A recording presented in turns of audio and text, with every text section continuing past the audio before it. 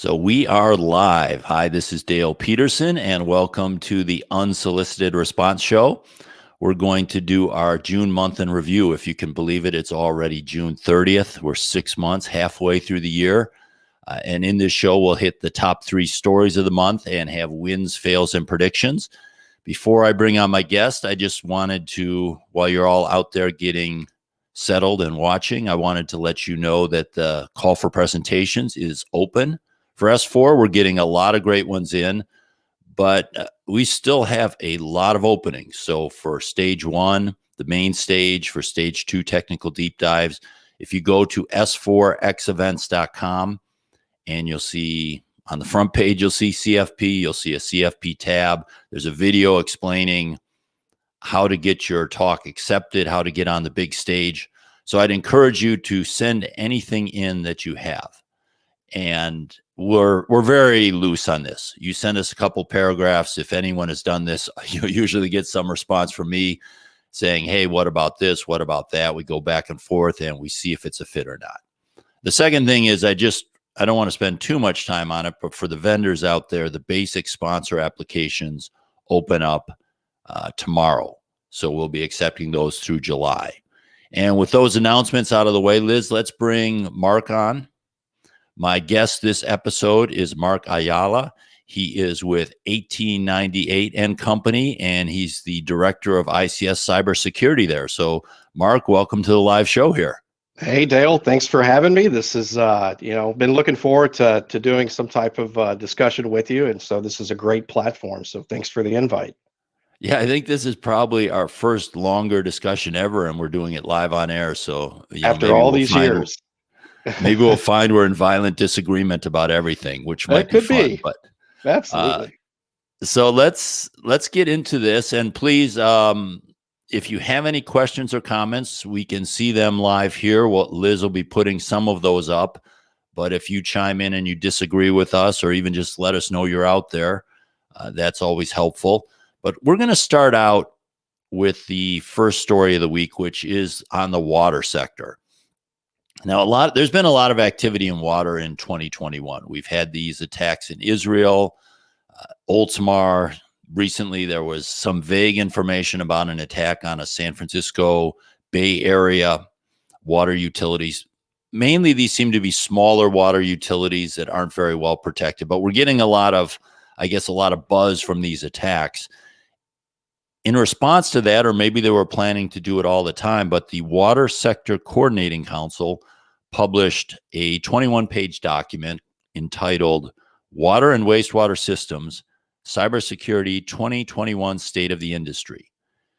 And they did a survey of 606 water utilities. Now, that might sound like a large number, and I think it's a good sample size, but there's 52,000 water utilities in the United States. So it's less than 1%, I guess, or no, I'm not doing my math right. Yeah, it's just over 1%. So it's a pretty good sample, 606.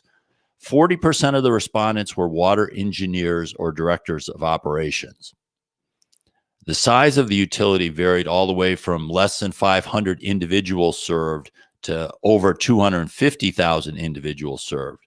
So when you think about that, the differing in size, the fact that 40% are water engineers and the other 60% are IT or executive, you've got a very unusual set of respondents. They're not very homogeneous. They're all over the place, which really makes interpreting the data very difficult. Just as an example here, 35% of those saying they needed no assistance in security were those companies that had less than 500 individual customers.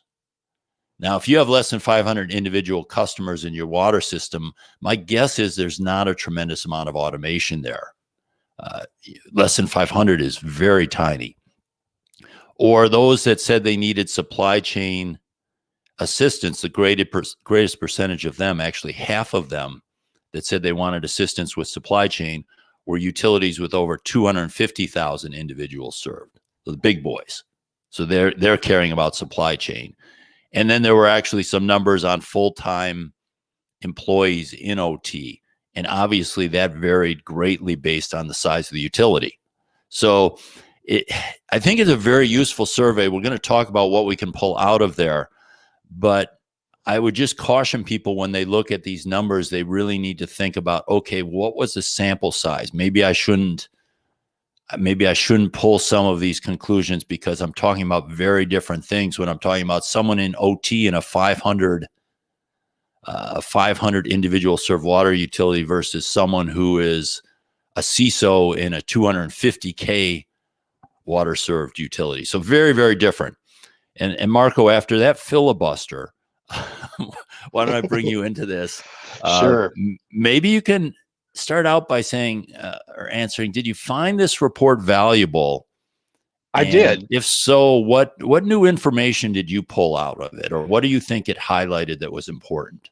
Well, to be honest with you, it didn't really surprise me. Some of the analytics here from the small sample size, like you said, it was very engineer heavy, which is good to see, and very light on the more of the IT traditional and the director and C level. And that could be the way that the footprint of those facilities are. There's many in industry that talk about how the water sector varies from other industries, whether it's oil, gas, chemical, even maritime, as far as staffing and resources. And I think we see that here reflected in the responses and the numbers. I think some of the things that are not surprising that I'm glad to see here and that it's surfaced up is the need for training and education. I think that is a very important part to this whole equation. And furthermore, not just the training and awareness, and I've spoken about this many times in some of the conferences, but culture. We really need to start moving the culture further into understanding that cybersecurity does have risks, especially when it comes to drinking water, wastewater, contamination.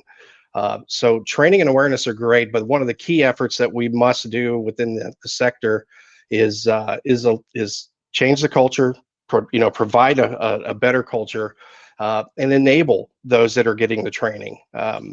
It's very important that those that get the training and understanding, whether it's standards based or you build a program out, that they actually have the ability to act and to do, and be doers within the facility to be able to make effective security changes. So that was one that stuck out to me, Dale. And then the other part of it was the technical assistance, advice, and assessments or other support. Smaller utilities are probably struggling with having resources on site, so they're probably dealing with some of your smaller integrators, third parties, and so remote support obviously comes in across all facets of whether you're a small utility or a big utility. So those are some of the things from an assessment standpoint. I agree that there is a need in their answer choices, but I also think that the self-assessment is good. However, I really think that they need to have a third-party assessment review, just an extra clean set of eyes to see if there's anything that's missing. So those are some of the two that stuck out to me. And then the other one is the ITOT. Well, wait, before you go on to that, I'm just curious, the assessment, I think that's one of the issues when you're looking at sectors with such varying degrees of size and automation and budget and such. The chemical industry is actually somewhat similar. There's an amazing number of very small chemical manufacturers. There's a few big boys, and then there's all these small ones. And I know it's always been a challenge for them when they have the responsible care or anything, saying, what requirements are we going to reasonably expect a small utility to do? And that small utility, they don't hire me very often, actually never, but the small ones. But I have talked to some of the people there and actually visited them. And they're the case where the person who's responsible for OT is also fixing the VP's laptop who always breaks it, and, ordering printers and doing Kinko's. all these sorts of things. Yeah, they throw on their Kinko's shirt and also working on the PLCs, right? Right. So when you talk about assessments, that's something I wonder, as they had these sizes, they had about 6 categories. You get something even, let's say, smaller than 10,000 users, you're not going to have a lot of funding to do any serious assessment work. you might be able to assess the top 5 security controls or the top 10 security controls. So I think that the training, let me just back up here. I think the training, the awareness, the assistance that they are all asking for in this survey makes a lot of sense and should be helped. But I really think they're going to have to tailor this based on size. I mean, that's what I'm pulling out of it. I even saw they had a little bit broken out in size. They had, for example, asset inventory. Are you doing an asset inventory? And 80% of the largest utilities said they either had one or are working on it. And then as you went down in size, you saw that number go down, down, down, down to, it actually got, in the smallest ones, it got down to 15% said they had one or were working on it. So you see this huge variance. Now, you could argue the flip side. You could say, hey, it's all water. It's all critical for living. Everyone should do the same, which would maybe argue against small utilities in general. You know, maybe in this world, you can't have a control system and have less than 5,000 people served. Have you had any dealings with these smaller units or any thoughts on how they're supposed to cope with these things? Well, I know from a company standpoint, we have been working with clients in the water industry and helping them out and trying to get a grasp on their inventory, but also trying to get them positioned to be able to get managed threat detection, some visibility into their systems, which obviously it takes some time and some engineering aspects of it. First, you obviously have to know what you have, and that's a learning mechanism to go out there and really walk the system down and see what they have. You got to understand, many of these water facilities, they're running old PLCs, old logic, old HMIs, which shouldn't surprise you, but even from a life cycle standpoint, the migration really needs to be a key part of it. Coming from my background from the asset owner side for many years, the run it till it breaks scenario, it's still true in every sector. You're going to try to get as much out of these controllers and out of the system and out of the devices and even the pumps and the valves and the transmitters. You're going to try to get as much out of it and replace it when needed. But it's amazing that when we ask companies, hey, do you have these the programs backed up? Do you have the HMI backed up? And you kind of get the head shaking, and then you're like, well, where do you have those located? They all kind of look at each other, say, well, we think it's over here, and then it could be on a USB stick sitting in the panel. Yeah. And so there's really, I think from a program rollout standpoint, I think that the water sector needs to really look at trying to have many of these things put into a rollout. But that's the kind of the scenario where we're at now, is just trying to get education, get them educated, and from a trainer standpoint, from an ISA standpoint, we have seen folks from the water sector come in and take the 62443 training, for example, and have taken the program standards-based approach. And so I would say that it's been light within the amount of students that have come in. We see more oil, gas, chemical, pharma, but it is increasing. And I think with things like this happening within 2021, awareness that things need to happen and change will help drive this. There are, I do know that some of the large water utilities have been quite advanced. They've been working on this for 5+ years. Now, they're the early adopters. I'm sure there's large water utilities that aren't working on this. We just don't see them. But I am aware of some that have made quite a bit of progress on this. Oh, yeah. I always joke, my first customer was actually in 2000, was a large water sector customer. And so they've been working on this for 20 years now. A few things, though, when I look at this survey, I have to remember it's probably not designed for you and I, right? It's designed for other water sector individuals to try to understand where their peers are. And I think it's effective there. It's kind of saying we're all having these same problems. We all need to deal with these same issues. I do hope that in a subsequent report, when they come out with their 2022 state of the industry, that they do try to deal with this data issue and because I saw so much potential in this survey, and again, value in it to the water sector. But another area where I was just a little disappointed was they had numbers on security budget, but it was unclear. It was a security budget as a percentage of the utility. And was that a percentage of the utility's overall budget? The percentage, which I think it was, because they had numbers for IT and OT broken out, and it was really difficult to tell. And then even when you look at it, the typical IT budget is 3 to 6% of an organization's overall budget. So the OT budget, what would that be? So the numbers need to be a little better thought out. I think they need to deal with the different samples, and group them more. They did some of that on page 9. If you look at the report, page 9 did the most of it at the bottom. But overall, it's very hard to interpret the data. Well, I think they said 44.8% of systems allocate less than 1% of budget for OT cybersecurity. And so that is a high percentage, especially since, your water utilities, water, wastewater are very, very much automated. The bigger ones, let's say, you did mention that some of the smaller ones are probably more manual processes.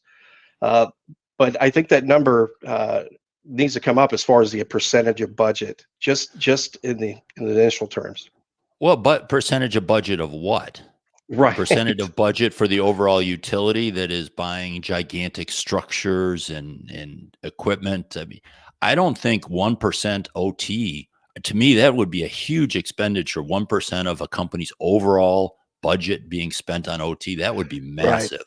Yeah, I think the way it's said here, it really doesn't give you a clear indicator 1% of what. Right. Yeah. Right. Agreed. But I think this is great. So I don't want water and wastewater systems, or water sector coordinating council, WaterISAC, who did this, tremendous. We need more of this. I think it's helpful for the industry. I think the industry will get something of it, even if it's just kind of a rallying cry. But I would really encourage them to maybe get a data scientist or someone that does surveys as a rule involved to help them, so that the results, if you go through all this work, the results can pull out more analytical data. Do you have any last thought on this, Mark, before we go on to our next topic? Well, yeah. So especially when it comes to the water utilities, we know that they struggle, especially with the funding. That's not any secret there, is that funding is difficult to come by. But when we're talking about simple things like remote access, whether it's an authorized application or a non-authorized application, we really need to reassess what we currently have. That really doesn't take a lot of money to be able to look to see, do we have outbound connections, really kicking the tires and seeing, what are we doing and why are we doing? What's our business case for it? Why do we have a third-party integrator connected in? They're 5 miles down the road. What is that really buying us? It's increasing our landscape, our cybersecurity threat landscape to the system. And so we really need to look at remote access and just some fundamentals. And even if they just start with putting in cybersecurity requirements into new purchases, new builds, at least there's something there that they could work with the vendors on to say, I want to buy a secure platform from you. Can you provide that? Right. And those are just simple terms, and you can lay those out. The DHS put out many years ago a document that had some of the procurement language. I think that INL had participated on, and that's a great document. I think it needs to be updated, but it's still very useful to take some of that language and put it into your procurement. So yeah, that's really all I had there. Yeah, I think it's always a challenge with the survey of how many questions to put in, right? If you put too many in, you get your responses go down. I think the remote access, when you talk about post-Oldsmar, are you using two-factor authentication? My guess is that'll be in the next survey.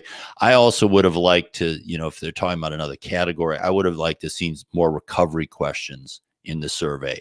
For example, how long would it take you to recover if you lost your ICS? Right. Recover the ability to deliver water or treat wastewater. That would have been an interesting question. But let's move on to our next topic here. Colonial Pipeline. Joseph Blount, their CEO, was up in front of Congress a number of hearings. I only watched the first one. I watched probably 80% of the first one. Then I got exhausted. Those things can really prattle on and on. But I was wondering, Mark, did you have any thoughts or comments? What was your takeaways from watching any of those hearings? Well, I do have to say that I was impressed with the CEO going and actually speaking to the that group, and really providing as much information transparently that he possibly could. And so I think a lot of great questions came out. I think there was some cynical questions as well, obviously from some of the members there. But I think that under the circumstances, they did the right thing. And you know, shutting down a pipeline is a huge ordeal. I mean, imagine being Dale. You could imagine being at that meeting, you know, telling the director of operations we need to shut down because we don't know how far, how deep, how wide, or it's impacting. We don't know how to run from there. So that's a big call. That's a very big call. And so from a safety standpoint, you know, safety is paramount. Production is secondary to that. So I think they did the right thing there. From the actual congressional hearing, some of the things that stood out to me, for one, the FireEye Mandiant did a great job in a lot of the discussions there. I think one of the couple of things that stood out is them reaching out to the FBI, which is great. You know, knowing who your federal partners are to come in. Some of the things that also we looked at, or that came up was, you know, that they did pay the ransom, and it seems like they didn't notify the FBI. I think they knew within 24 hours of that. But so that was kind of going on in the back scenes. And then the other thing that kind of sparked my interest or discussion is that he had said that they had done a systems test or a pen test prior. I don't know the exact verbiage. You know, that it was unfortunate that this scenario, this user, this VPN account didn't come out of that. So I had seen that. I was thinking, well, you know, a lot of people think pen tests will be able to, you know, surface a lot of things, and it's true that pen tests are great when you can do them, but I think auditing your systems and actually coming from a different standpoint and looking to see what users and having things there, I think are important to your company. And some pen tests may not be able to discover that. Again, pen tests are great. There's a lot of great individuals out there that are very sharp that you know, that I would hire to come in and do a pen test if this was Marco Chemical or Marco Pipeline. So no, I think you're right there. The pen test can be almost more like a magic trick in some sense. Is you get these really smart people, and unless your system is very well secured and has a strong detection capability, what always ends up happening is the pen test gets in. There's a rules of engagement. There's a quote. Right. Success is something that is defined. Can you put a file here? Can you do this? They do that, and it's like, ta-da, we did it. You know, the magic is done. It's not really designed to do exhaustive review of your security risk. It's something that typically is a value either at the front end in terms of just raising awareness. When you have people inside that say, oh, bad guys can never do this, you get one in, they say, oh, yeah, they really can. And then when you're very advanced, it's a good test really of your incident response and your security and such. But in terms of identifying things like, hey, there's this one VPN gateway that has an account that that people that are default or is not two-factor, it's unlikely that a pen test, unless that's just the only route they could get in, that they're going to find that. I would say the chances would be small that a pen test would find a specific weakness. That's a good point. And maybe the outcome of this is maybe from future pen tests, maybe looking at systems and users and databases and seeing how stale or outdated that kind of information is could be part of the pen test or what have you. So I don't know. Those are just some thoughts off the cuff that had surfaced from the congressional hearing. Well, I had sort of the same sort of thing with you in the sense that I was very impressed by him. I mean, Joseph Blount, CEO, great job. He didn't have a lawyer that I saw sitting next to him in my briefing. He seemed to be very forthright, very candid. He wasn't dodging the questions.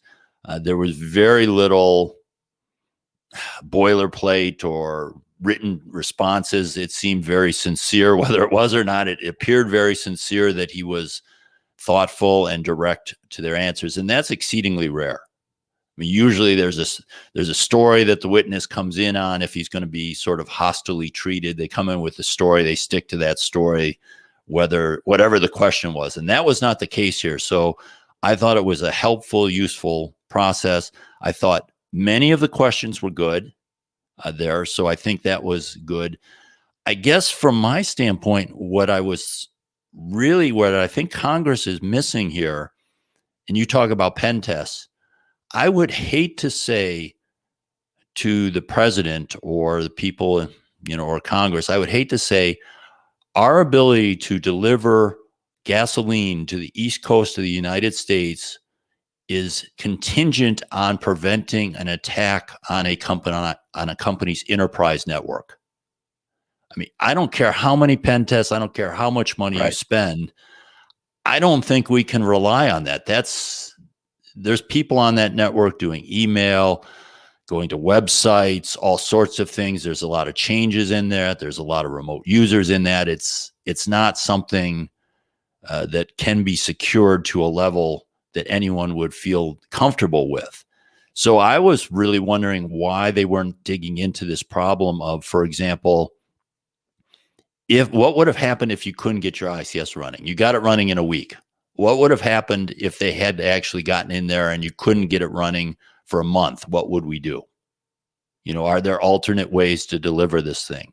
So could you have run it without the ICS? What would have really happened? And are we as a country willing to accept this single point of failure for something as critical as that? And what do we need to spend or do so that that's not an issue? And I was really surprised that none of the staffers pushed the congressman down that lane, because that's more the consequence-based stuff.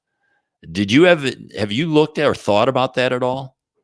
So the one thing that I had called early on when this was going on is to start up a pipeline, a full, complete, complex pipeline with all the spurs, including marine terminal, all the tank farms or tank facilities. It really takes some doing, and so a lot of the pre-planning to get the pipeline even started back up is guaranteed. They were calling in folks that already retired. They even said they hadn't done this in 30 years. So a lot of things have changed, and we've become very reliant on automation and technology, which is great. It's really optimized and helped us.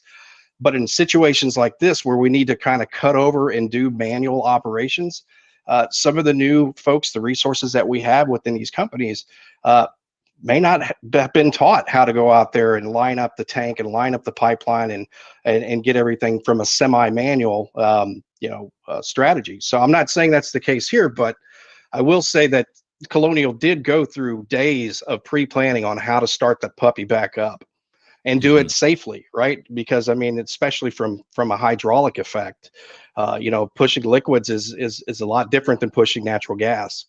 And so there's a lot of pieces to it, leak detection systems. And Dale, you and I also talked about how within the last 7 to 10 years, we've really pushed into this enterprise SCADA platform to where now we're even more converged to where we need that enterprise input.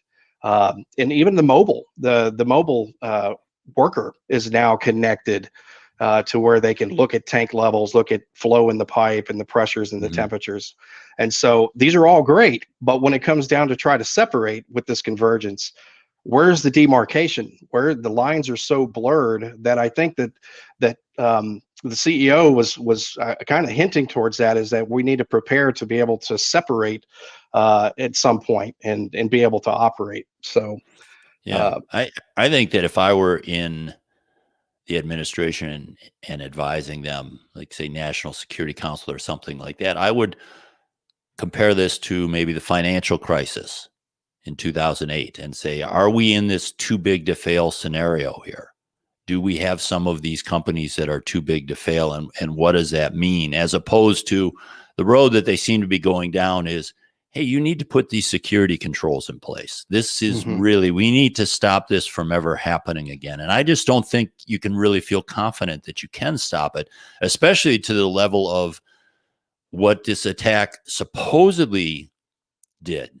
Supposedly, it just really was a billing system on the enterprise that meant they couldn't do some things, as well as the risk of potentially spreading. They didn't know whether it spread into OT or not. But that's relatively minor. And you're saying that can happen and we need to stop that from ever happening. I don't think you could ever stop that from ever happening. I don't with a degree of confidence. So I'm hoping that they take a step back and really think about it from that perspective. Look, it might happen again. Can we live with this happening?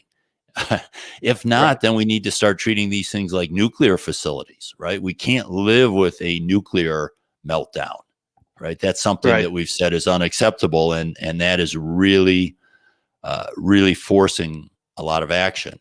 Well, we have a comment here from Ron Brash. Nice to see you out there, Ron. Hey, there's Ron. Okay, that's good. One other thought I had on this is we got a lot of questions from the senators. The one I watched was in the Senate about, hey, why didn't you contact DHS? Why didn't you contact these people? And I thought actually that Joseph was very straightforward. The CEO was very straightforward on that. He's like, look, we contacted FBI almost Mhm. immediately. Yep. They said they would handle the rest of the coordination. He didn't say it's not our job to figure out who in the government needs to talk to who in the government, but I think that the senators were really focusing on, hey, you should be calling all these people. And with an incident like that, the last thing you want to be doing as a company is trying to figure out additional people you need to keep informed. So I hope that maybe after these hearings, people step back and say, yeah, we really should have a single point of contact. And maybe that should be DHS. I don't know. Maybe for certain critical infrastructure, that should be DHS, not FBI. I don't really care who it is, but I don't think, I thought he handled it well and handled it very politely. I might have been Agreed. a little less polite is, hey, you guys need to get your act together. That's Sure. not on us. You need to get, the government in here and talk about who's the point of contact and what kind of coordination needs to be done. I think there is a lot of confusion. The draft of the security directive, the second draft, is very detailed as far as who you will call. There's a lot of things in that draft that through the industry affiliates and organizations such as AFPM, API, Mhm. and even the gas group, the American Gas Association, that some of the comments that we pushed back on, it was whether it was standards based, but really reflecting some of the things that they were wanting to put on to the asset owner, like changing out the PLCs, doing a lot of things which I thought were very strong armed. So I think there's a lot of pushback. The directive I know that will be coming out, so hopefully they've taken our comments as an industry, as a community, kind of give a little, take a little. So, but you're right. We even see this, Dale, as far as the who to the call. I'm an InfraGard. I'm a sector chief for maritime here in Houston at the Houston chapter. And I Mhm. sit on 2 area maritime security committees for cybersecurity, Outer Continental Shelf, Gulf of Mexico, and for Houston, Galveston, Texas City, Freeport, and the ship channel. And the discussion is: do we call CISA? Do we call the FBI? Do we call who do we call the Coast Guard? Especially if you're an MTSA facility. And the answer is, well, you contact all of them, right? No, you need to be able to contact one and Yeah. go with it. So I'm in agreement. Mr. Blount said, they immediately contacted the FBI. This was obviously something that was criminal from a crime standpoint. And so there is, at least for the maritime industry and the sectors around here, a place to call, a number to call, and they are supposed to handle it from there to disseminate it to the FBI and to Mhm. all the other organizations. So I think the new directive should be more clear cut as to who to call in those scenarios. But I do believe they did the right thing. And I think there's just a little bit of finger pointing anytime you see people in long lines at gas stations or filling up plastic bags with gas or anything like that. It Well, it makes the whole thing a lot more serious, and And a lot of people, I think, were stuck. Hey, I didn't know this could happen. I Right. didn't know if this was gone, this bad thing could happen. And why did somebody allow this to happen? So there's a little bit of that going on. Uh, well, let's move on. We could Well, talk more. I I was just going to wanted to talk say, about. well, there Sure. was one last thing I just wanted to make a point to is that we did learn, from this event how to scramble and get vessels capable of making it to the East Coast, but there is a dwell time. There is a time delay to be able to make that to happen, especially if you're looking at the Gulf of Mexico as being the prime spot to get fuel and move it up to the East Coast while the pipeline is down. There is time to be able to, you've got to load the vessel. You've got to make sure that the traffic is so busy in the Gulf of Mexico. You've got to be able to plan for it. Then you got the time to get it there. So I think next time, if there is a next time, God forbid there is a next time, I think we'll have some better readiness to be able to be prepared to move things either by sea, by vessel, or even have a backup plan from pipeline to pipeline, or a demarcation to be able to operate as best we can. Yeah, I think Damon Small brings up a good comment here. And we're seeing this across a lot of the incidents where a lot of the ICS outages have been caused by not incidents on the OT network, but incidents on the enterprise network and systems that OT required, whether it be shipping, scheduling, billing, recipes, all sorts of things. And so I think this is really key where he says we need to realize that some IT systems billing are also critical. And if they are also critical, then we need to start protecting them like they're critical. Right.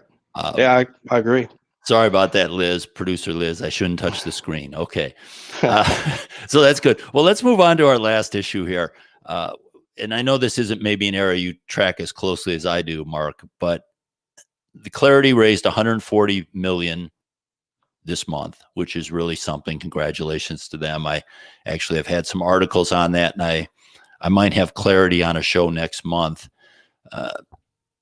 I don't have a lot to say that I didn't write on that, but one thing I did find interesting was they are saying, a couple of reporters in Israel were saying that the company was valued at $1 billion. And we don't know if that was pre-money or post-money. We don't know if it really was $1 billion, but it's somewhere high up, whether it's 800 million or 1.1 billion or something like that. One of the things I found interesting about that was I recorded yesterday an interview with Pat Kennedy, who was the founder and CEO of OSIsoft, which was a tremendous, that'll come out next week.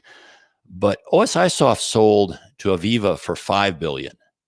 So it seems just amazing to me that a juggernaut like OSIsoft that just is in 80% of the marketplace of the big companies that you would want to be in if you were a vendor sells for $5 billion, and your Dragos, your Clarotys now are showing valuations of $1 billion. I mean, it's showing at least what is viewed by the investors as the potential of that marketplace. But I found that ratio quite shocking. Did you have any comment on Claroty, or should we just keep moving? Well, I'm a PI admin, and I know Mr. Kennedy, and I've used it from when I was at the asset owner side. We used a lot of their product and a lot of their interfaces. We were primarily a PI shop globally, so I agree. The $5 billion price tag on OSI, and then seeing some of like the Clarotys at $1 billion. Don't get me wrong, I'm happy for them. It is kind of mind-boggling, like you said. Them being a juggernaut and really bringing value add as well into process industry is interesting. So yeah. And then going on a little bit, the other sort of company news was the FireEye, the product side of FireEye. So FireEye acquired Mandiant. Mandiant does a lot of incident response in the OT sector. They do some consulting in the OT sector. They also have threat intel and other things, but FireEye acquired Mandiant. Now they are splitting back up again, with FireEye being sold to STG, which recently bought McAfee and RSA. So they're becoming quite a security product conglomerate. But they bought the FireEye products. And what was the FireEye company will change its name to Mandiant, and they will retain the consulting, the threat intel, and that. And they sold This was also kind of an interesting number. The FireEye product sold for $1.2 billion. So again, about the same range as your Claroty and Dragos, and that was of Mandiant's market cap of $5 billion. So they were the market viewed the product side of the business to be 20% of the business approximately, which was kind of interesting to me. Whereas the product business is profitable barely. In 2020, it was barely profitable and larger. And the Mandiant business was smaller and lost money. It was at about a 10% loss to revenue ratio and was predicting to be profitable in 2025. But it really just shows you that these numbers are all over the place in terms of valuations, and they really, as they should be, are based on beliefs of what's going to come in the future, not necessarily what's happening today. So it'll be very interesting to see what Mandiant does now that they're untethered from this product issue. Again, I know this isn't your area of expertise, but it was something happened this month. Any thoughts on that? I do have some friends at Mandiant I've known for many years. Yeah. And so I do know that maybe this will be helpful to them. Maybe with cutting off the product side of it, they could focus on other things. So maybe other engagements, maybe that was holding them back. So maybe this is a good thing for them. So it could be positive from a Mandiant from that standpoint. It's interesting too, because I had written in one of my market reviews, this makes them, I think, much more likely to acquire one of these detection companies, because it would support some of the services they do, especially if there's one that has some nice tech that doesn't have much market share. They could do that. Unfortunately, this sale is not going to close until Q4, so I doubt they would do anything before Q4. But again, I'm not in that business. Maybe that's not going to slow them down at all. Maybe the price tag isn't big enough that it would even slow them down much. They will have about $1 billion of cash to do things with once they get this payment from STG. So those are the big news stories. Now let's get to our wins, fails, and predictions, which you don't have to have one of all, but let me start with you, Mark. Okay. What was your win of the month? So I had to write these down because I knew I'd forget them. So I got a couple wins. For June, especially, Department of Justice seized millions in ransom in regards to Colonial. So I think that happened at the very beginning of June. So that was kind of a new ability to track and to be able to recover some of the payment out. So I know that's a win. The second win is that companies, especially pipeline companies, if you haven't seen it or not aware, they are hiring for new positions to support, I guess, this TSA directive in some capacity. But also they're seeing a need to have someone very far down into like the control systems, the SCADA, the OT environment that is in line with director of pipeline operations. So some companies, some of your bigger, more mature companies are starting to open up and put out positions for that role in support. I think it all came out and stemmed from TSA. So those are my wins. It's funny, the recovery of the ransomware in the Colonial Pipeline case, I'm really curious if that was a one-off or if that's something they're going to be able to do consistently. Part of me just wonders, didn't the bad guys move the money fast enough or think through their stuff? In which case, if it was just that, we have found that they're incredibly professional in terms of even their infrastructure and doing these things and how to make payments and such. It's amazing the infrastructure they've built in, so they will learn. So I just wonder if this was just a good one-time PR win, or if this is something that's going to maybe affect their thoughts on the value of doing this crime to them. If they know, hey, we might get the money, but if it's anything more than a certain amount, it's going to get pulled back, then that would be I think that would be a win if there was that fear. Yeah. I guess I agree with you. It's a win because the bad guys got less value for their crime, and it's a win in terms of the people that might do ransomware might think twice. Oh, well, is this really worth the risk if we're not guaranteed to get the money even after we're paid? But I just wonder how sustainable this is, and I guess that we'll just have to watch and see. Is this something that we read every time there's a big attack? Oh, by the way, they didn't get away. We caught them. As we constantly adjust, they will constantly adjust. So it'll be a cat and mouse game. We just have to be prepared and have our due diligence in place. But I think you're onto something there, that maybe they got sloppy and that we were able to track this, and there was some, dark web operator, justice internally, and so we were able to recoup this. I'm not sure. I'm not an expert in the dark web and how that works, but I can tell you that this was a win in my mind. Yeah, I think that there's clearly a correlation between crime being solved and crime rate. So there have been studies on this that show that in areas where crimes are typically solved, criminals try to do crime less, just because they see the lesser value. So maybe we'll see that in this case. Mm-hmm. My win, I couldn't help but be a little self-serving here. My win for the month is the top 20 secure PLC coding practices coming out. And we did Absolutely. A podcast or a show on that a couple of weeks back, but just seeing an idea go from, hey, this is a presentation, wouldn't it be great if we all did this when Jake Brodsky announced it, to a team coming together really without any organization, creating themselves, coming together and actually putting something out that I think is of value. And not only that, but there's a commitment to keep doing it. We're going to see some training courses around it.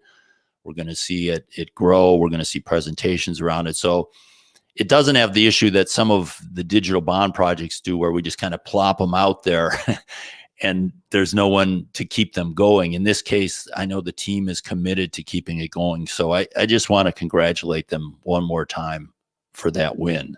Absolutely. Because I think it's amazing. Totally. And especially coming from the PLC programming side, I think the work that they did is phenomenal. And what I like about it is that they're constantly, looking for more input from the doers and the techs and the programmers out in the field. So it is a reciprocal program that they've got in place. So yeah, kudos to the leads on that and all that participated. Now, believe it or not, audience, I do not have a loss this month. I'm almost always able to find a loss, but this month, I don't know, maybe I'm just in a good mood. It's early in the morning here, but I don't have a loss. Mark, did you have a loss for the month? I do. This one came out recently, is that Microsoft admits to signing rootkit malware NetFilter with documented, or at least communications to China. I think the Bleeping Computer and several other articles had come out, but Microsoft, I guess, has admitted to signing a rootkit. And I think that's a big issue, because we're constantly, talking about making sure your stuff is patched, making sure your stuff is updated. If you're going to do it in the operational technology space, make sure you have a plan and a strategy, and always keep your stuff up to date. And imagine you're keeping your stuff up to date, and you're dropping rootkits on your system. So I felt that as a fail. I mean, we're all susceptible, especially the software and the hardware vendors, but they're really well staffed. They should be able to catch things like that, you would think. So that's my only fail is that I had. Okay. Well, I'll lead us off with predictions then. My prediction, and this happened a little bit quietly, but Adolis, the firm that Eric Byers had been leading as CEO, they hired a new CEO. Eric is going to move to CTO, Chief Technology Officer, and Rod Campbell is the new CEO. And Rod's background is in private equity and investment banking. And they also brought Mark Weatherford on as a board member. And to me, so my prediction is Adolis is about to raise some money. I think they're going to go out for a venture round. I think that Rod was brought in because he had expertise in that area, and Mark to build up the team. We might see even a couple more names, and within 6 to 9 months, I think we'll see a funding round from them, because that market space that they're either directly in or adjacent into, this SBOM area, with the executive order and everything is getting really hot. A lot of the competitors there that are even OT focused have a lot of money. So I think Adolis is saying, hey, we need to beef up. And it's also probably a very good time to ask for money if you're in their shoes. So that's my prediction. What's your prediction, Mark? Well, I have one prediction that, especially with a lot of the directives and things that are coming out from recent events, is that I think there will be more attention to the demarcation of IT and OT. I mean, convergence is great. I don't know whether we've talked about that, but looking at the divergence of being able to isolate quickly when there is an event or incident on the enterprise IT, to truly isolate. And the reason I say that is that many of the places that have that IT/OT the demilitarized zone often really need IT to manage those firewalls. Just for an example, this isn't for everybody, but and imagine if that network is unavailable. How can you manage those firewalls and isolate the network if your network is unavailable? I guess it's one of those chicken and the egg type things. So. I think companies are going to be looking at maybe NIST 800-82 has got discussion regarding paired firewalls, and I think there's going to be some attention to being able to isolate quickly. I think you'll see some discussions around that. I don't know about products, but I think it's something that's going to be talked about a little more than what it currently is. Which is kind of flowing in the face of the momentum, right? To isolate less. So it's going to be interesting. I do think you're right, though, that people are becoming more aware of various scenarios they might have to deal with and thinking those through, which should make sense. Okay, well, that's great. Mark, I appreciate you coming on. People can find you. I'm looking at your Twitter handle here. It's at ICS_SCADA. On Twitter. Anywhere else people can find you, read you, anything you want to point them to? LinkedIn, you can reach out to me in LinkedIn. Obviously, Twitter's a good place, but also reach out to me at 1898 and Company, Burns and McDonnell. If you want to have a discussion or just talk shop, be happy to do that with you. And Dale, thank you for having me on the unsolicited response. This has been wonderful. I'm glad we did it finally, and look forward to seeing you in January, right? If everything holds out. So yeah, we're looking forward to that too. And so thanks for being on the show, Mark. And for everyone out there, my guest again, I think it's a special episode. It's one of the Founders series. I really enjoyed doing it with Ed Schweitzer and Eddie Habibi. But my guest next week is Pat Kennedy, and we talk about his journey in starting, creating 4 decades at OSIsoft and eventually selling it to Aviva. So hope you'll enjoy that episode next Wednesday. Take care, everybody. And we'll end the broadcast if I click the button.